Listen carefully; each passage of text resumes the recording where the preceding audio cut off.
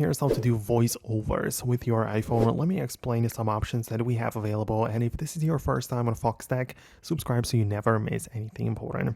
Well, of course, you can open up the voice memos and start recording your voice there, and you can talk, record anything and then export it and save it to files, or use some sort of video editor where you import that audio, that voiceover. So that would work fine, but it's the most basic approach, and it doesn't really work the best way. So there are more, and I believe even better options. Like, a lot of people use the voiceover while recording their screen. So you can also just go to the control center, find the screen recording, and hold down on the toggle before you begin the capturing of your screen.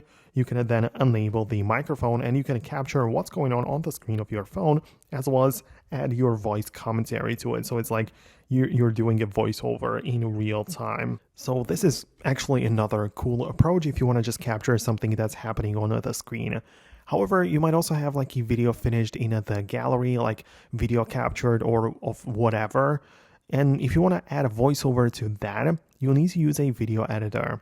For example, the best one, if you ask me, is one called CapCut, where you can import the clip into the timeline and click on Add Audio below.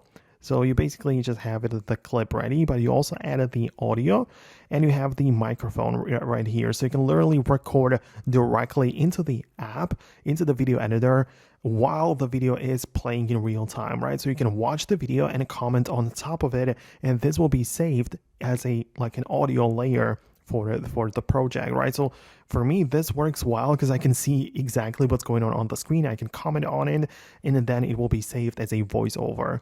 So that's another option that we have available. So I really hope that I can explain it to you and show you some things which could help you out. I really hope that I did. Thanks a lot for watching, and I'll see you in the upcoming videos as well.